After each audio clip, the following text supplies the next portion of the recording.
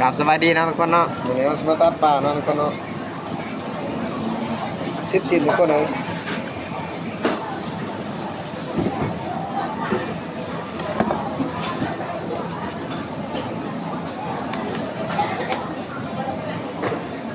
เราจะมาตัดต่อเนาะทุกคนเนาะ10 ชิ้นน้ำหนักอยู่130 กรัมเนาะทุกคนเนาะ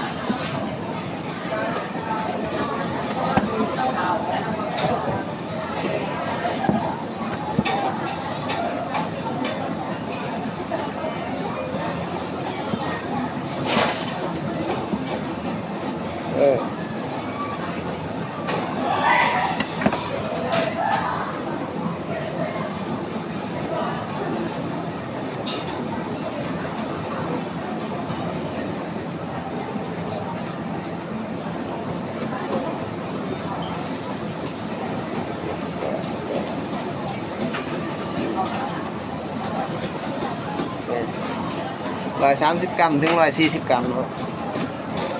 อันนี้สตาร์ท60เนาะทุกคนเนาะ60น้ำหนักอยู่ประมาณ80 กรัมทุกคนถึง84 กรัม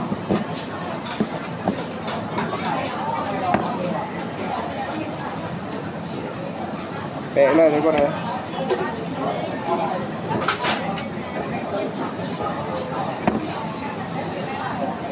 15 ชิ้นมาท่อนตัดไปแล้วเนาะ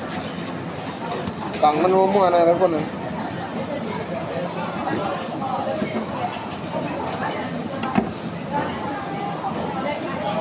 นี่ก็6 ชิ้นก็80 กรัมพอดีเลยทุกคนเลยคือว่าเราไปท่อนตัดเถิงแล้วเนาะทุกคนเนาะมันก็ชิ้นมือแล้วเนาะอันนี้ก็6 ชิ้นนี่บ่ได้ทุกคนแล้วก็ตัดน้าเราเอาใส่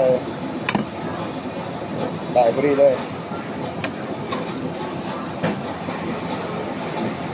ตัดอีก10 ชิ้นทุกคนเลย2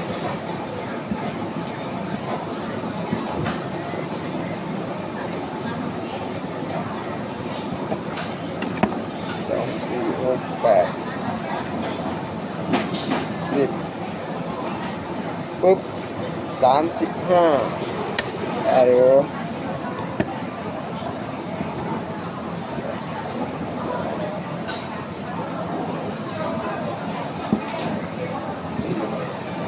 เฮ้ย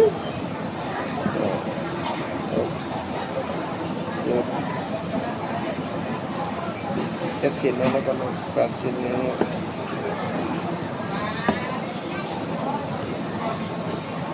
2 4 6 8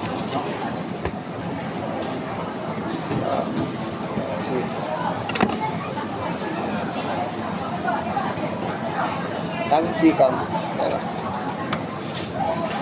ปลา10 ชิ้นเมื่อวัน10 วันแล้วเนาะ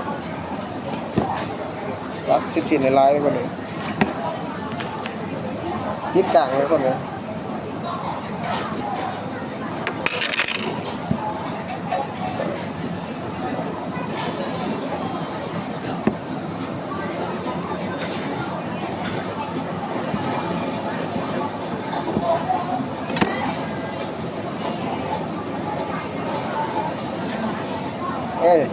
3532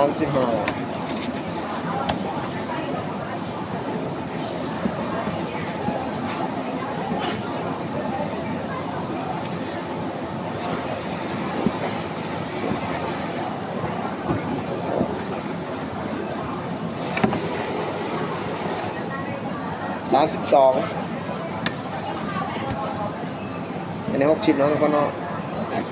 กล่องยังมั่วเนาะทุกคนเนาะประกาศขอโทษขออภัยเด้อ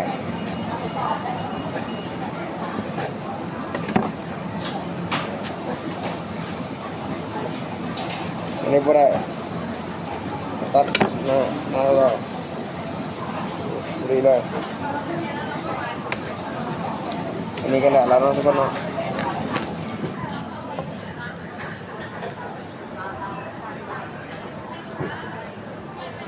จะได้กลับบ๊ายบายทุกคนเลย